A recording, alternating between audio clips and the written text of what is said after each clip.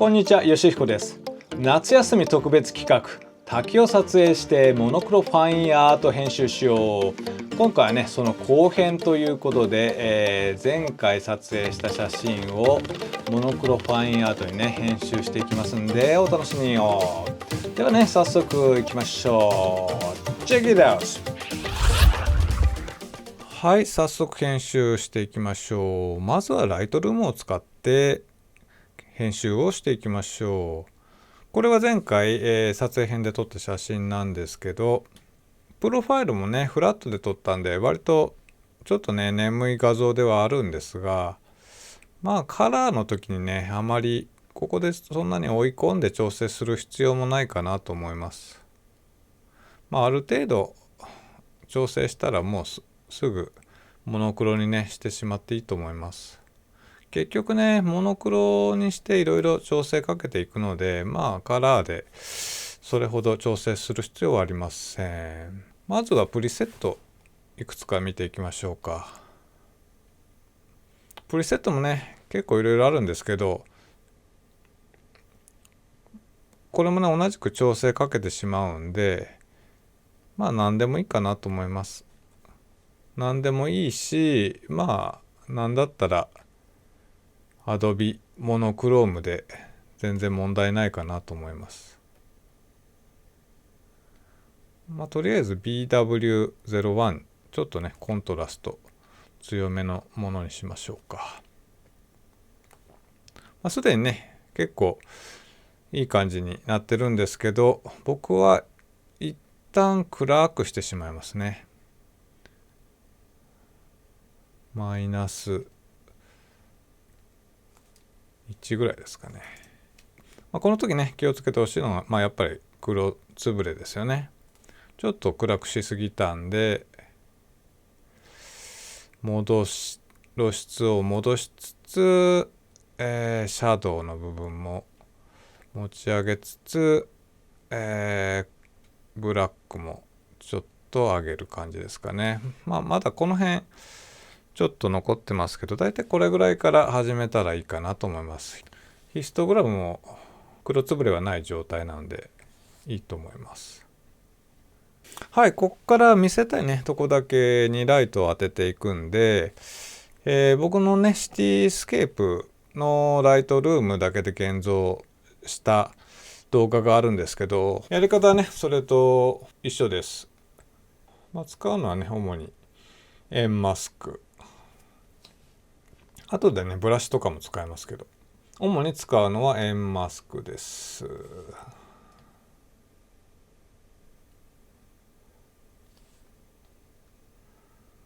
だいたい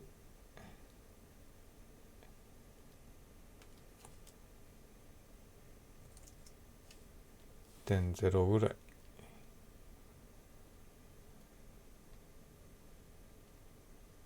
ですね。見せたいとこだけにハイライトを与えていく。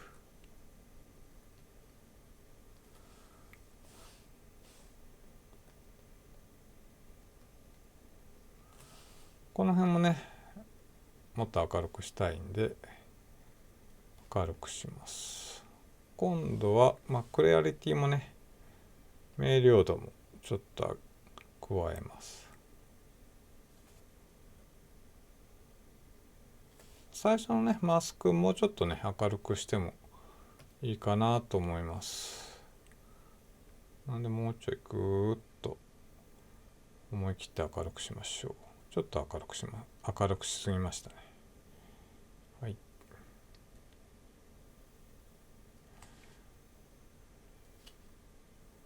こんな感じでこのマスクに、ブラシでね、このマスクにブラシを追加することでね、周辺のね暗いところをちょっと明るくしていきます。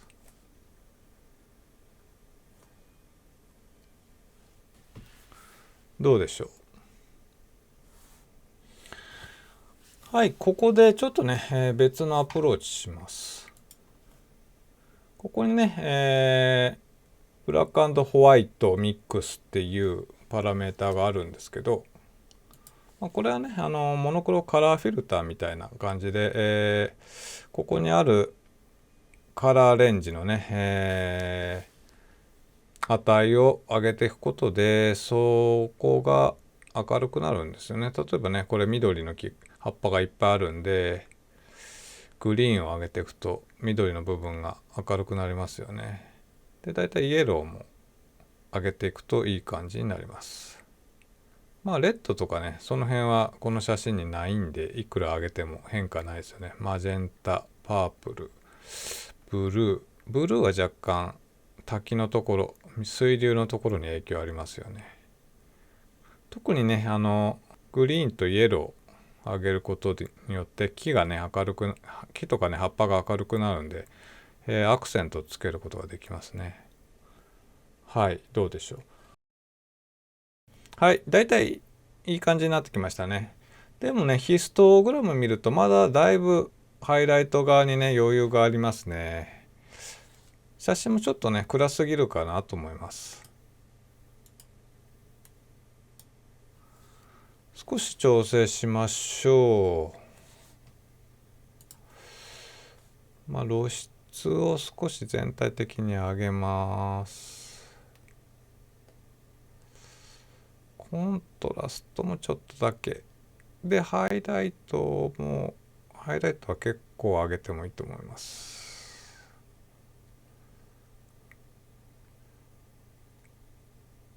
ホワイトは上げすぎない方がいいですね。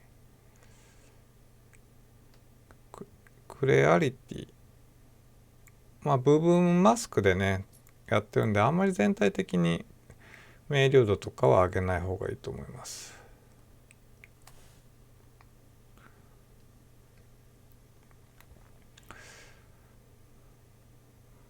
カーブですが、カーブもね、ちょっとぐらいやるといいと思います。これぐらいの弱いコントラストを加えるといいかなと思います。ヒストグラム見るとね、まだね、この辺に余裕があるんで、もうちょっとハイライトをね、与えたいところではありますね。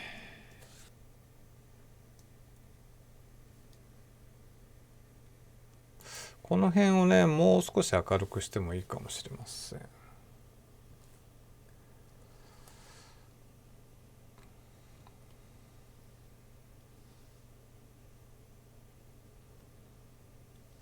マスクでハイライトと明瞭度、クリアリティ。どうでしょう。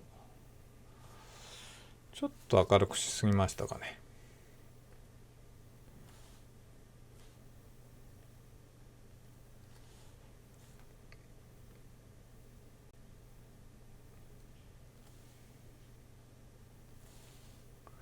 これも最初と同じようにね、ちょっと周りを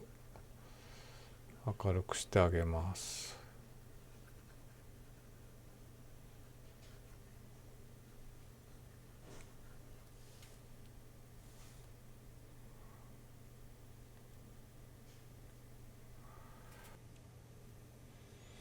はい、これでだいたい完成です。これ以上のね、細かい調整とか追い込んだよね、編集はやっぱり Photoshop でやった方がいいと思います。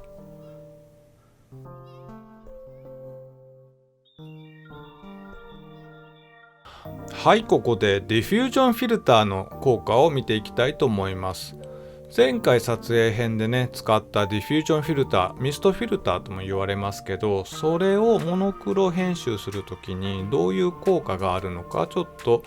観察していこうと思います。この写真は、ディフュージョンフィルターを使っています。こちらの写真は同じシチュエーションで CPL フィルターと ND フィルターのみを使ったものです。ちょっと比較してみます。左がディフュージョンフィルターなしです。右がディフュージョンフィルターですね。結構カラーでも差はわかると思うんですけど、これをモノクロにした時どんな雰囲気の違いがあるのかっていうのをちょっと見てみたいですね。とりあえず単純にモノクロにします。左がね、ディフュージョンフィルターなしですね。右がディフュージョンフィルターあり。見た感じかなり違うと思うんですけどね。特にこういった、滝水の部分とね、この葉っぱの部分、ディフュージョンフィルターなしのものはね、結構葉っぱが浮き出ているというかね、くっきり撮影されてるんですけど、右のディフュージョンフィルターありの部分はちょっとね、境目がディフュージョンフィルターのおかげで葉っぱとね、水流の境目がちょっとブラーかかってるっていうかね、柔らかく表現されてますよね。この辺も見てみましょうか。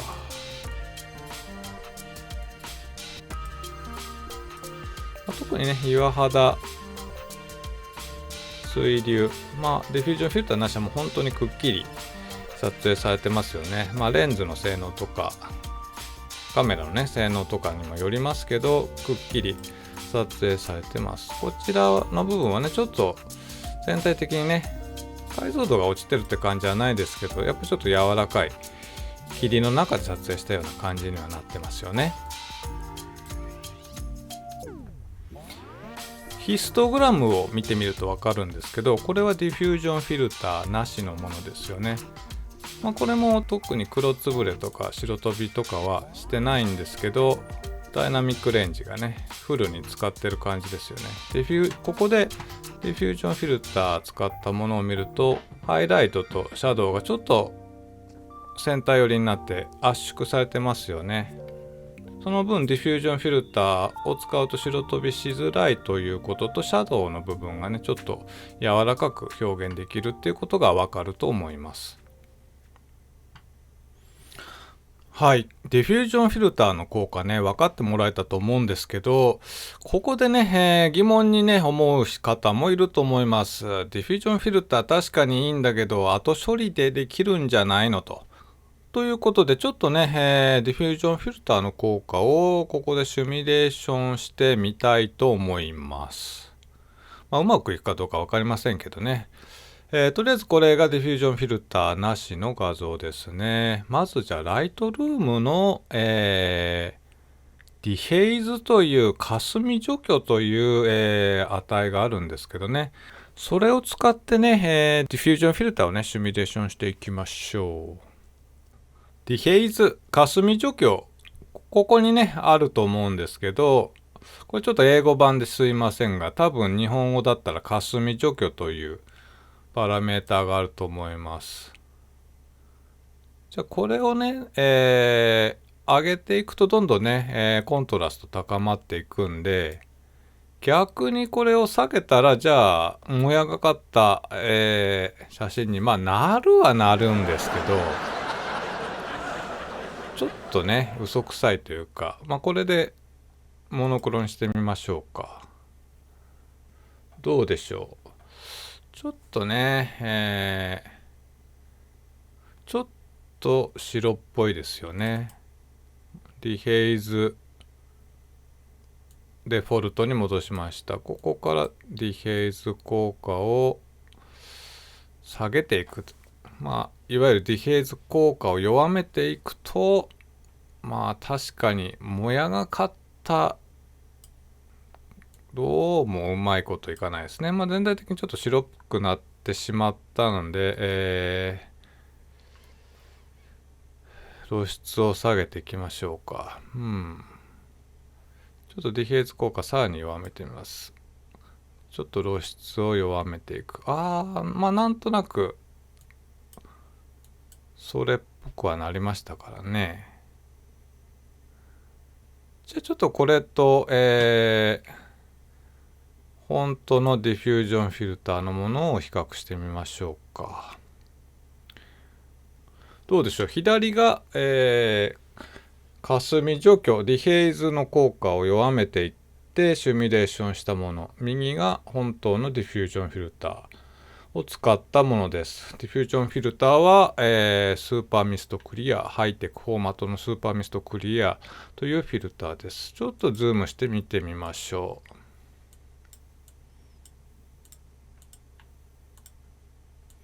どうでしょうね。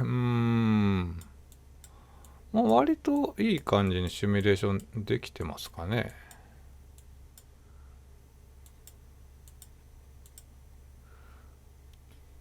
ちょっとカラーに戻してみましょうか。ちょっとカラーにしました。左が、ディヘイズを使ってディヘイズを弱めた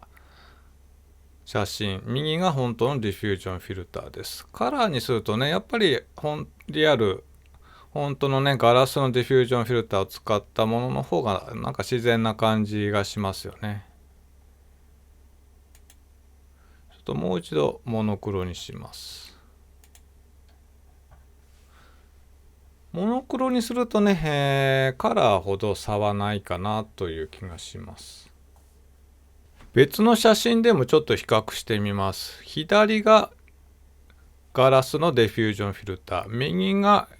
霞除去の値を弱めていって細部をちょっと調整したものになります。結構似てるかなというか、かなり似てるかなと思います。ちょっとね、柔らかい雰囲気にしたいっていう人は、このディヘイズのね、パラメータちょっと下げて細部調整すると、ディフュージョンフィルターを使ったような効果にすることができるというのが分かりました。ただ現場でね、絵作りをしたい、ちょっとね、細部リアルさにこだわりたいっていう人はやっぱり、本物のね、ディフュージョンフィルターをね、カメラバッグに一つね入れておくと表現の幅が広がっていいのではないかと思います。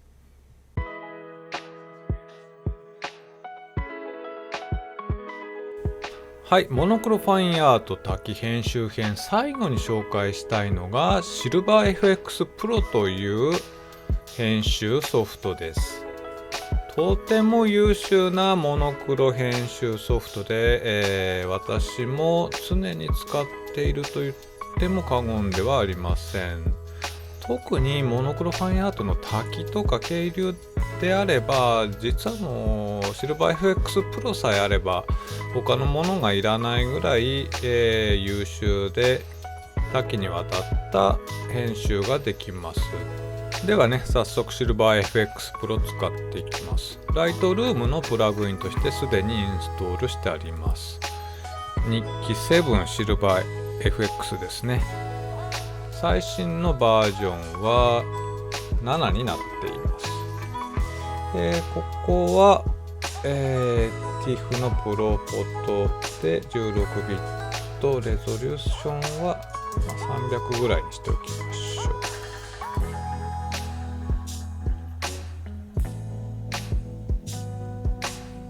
はい、これが編集画面です。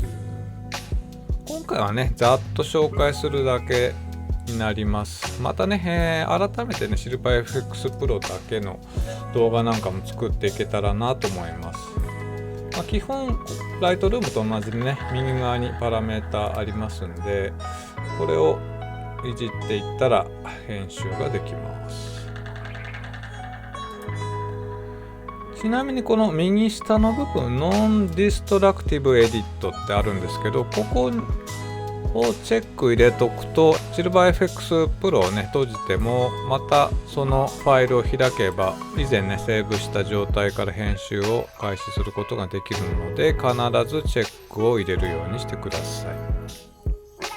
まずはプリセットをねちょっと見ていきましょうか。かなりモノクロファインアートにね、使えるようなプリセットが入っております。ものによってはねちょっと暗すぎたりするんですけど、その辺はパラメータをいじっていけばいい感じにすることができると思います。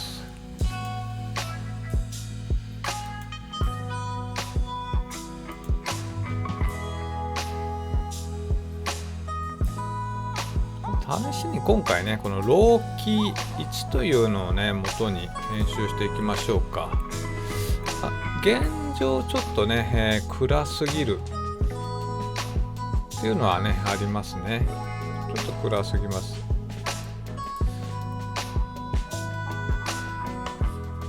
黒つぶれはしてないんですけど、まあかなり暗すぎるんで、ちょっと明るくしましょう。まずここのねカーブはちょっとリニアまっすぐにしましょう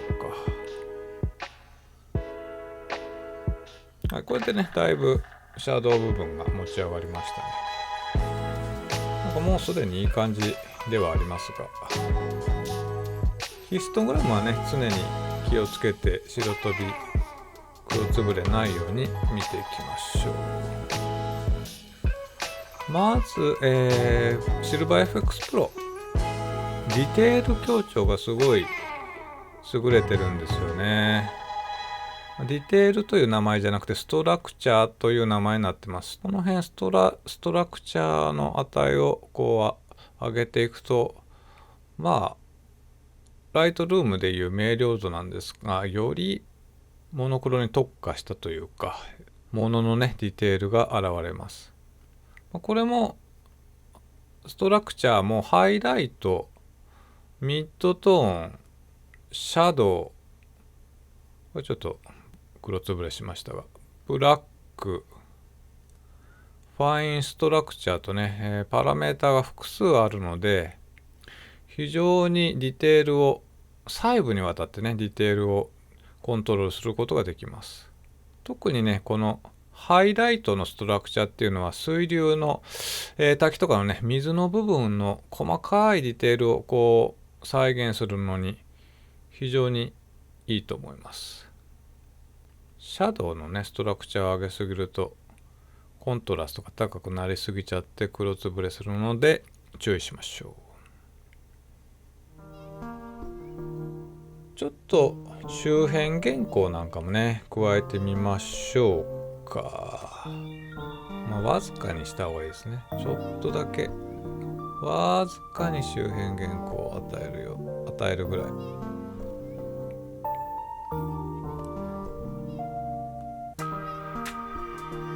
気持ち若干ね周辺を暗くしました。ライトルームでいうマスクもあります。この部分ですね。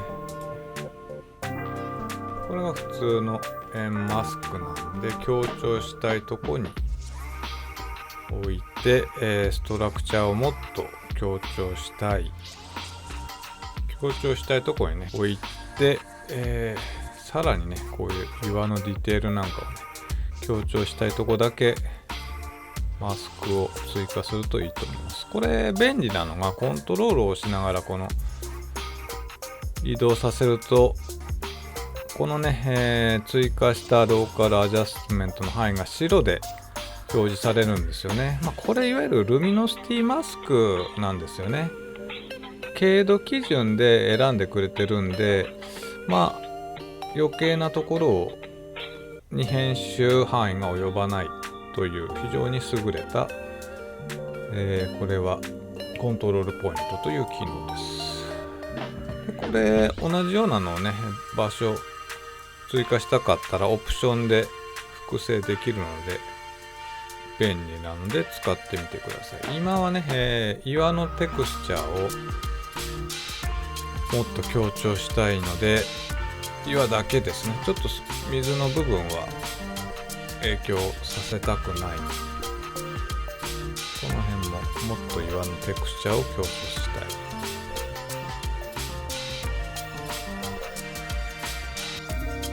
で影響範囲をコントロールをね押しながら確認しながら編集できます。もちろんねライトルームにあったカラーフィルター、モノクロカラーフィルターもね搭載されてるので、アッパとかね強調したいときはこのグリーンの値とかねイエローの値を上げてあげるといいと思い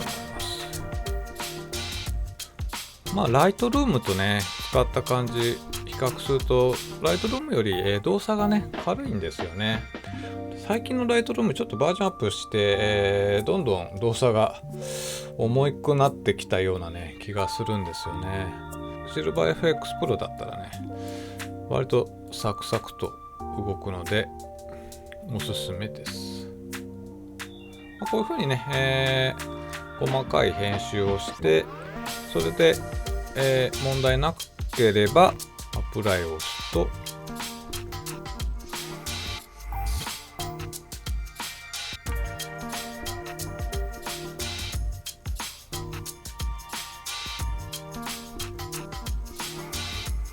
ここでライトルームに戻ってきました。またねここからちょっとねライトルームで最終調整かけてもいいと思います。ちょっとね明るくしすぎたような気もするんでちょっと暗めにしてちょっとコントラスト与えるといいのかなと思います。もう一回ねシルバー FX Pro 戻りたい場合はエディットインシルバー FX でオリジナルのねファイルを選んでエディットすると先ほどセーブした段階に戻るのでちょっとねやりすぎちゃったなっていうのがねあればもう一度ね、戻って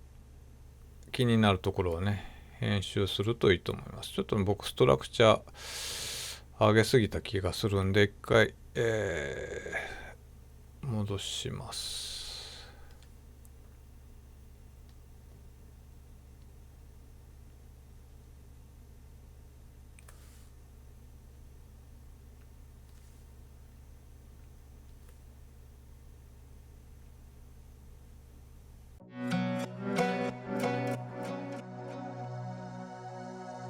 はい、いかがでしたか。モノクロファインアート多機編集、なかなかね難しいところもあるとは思うんですけど、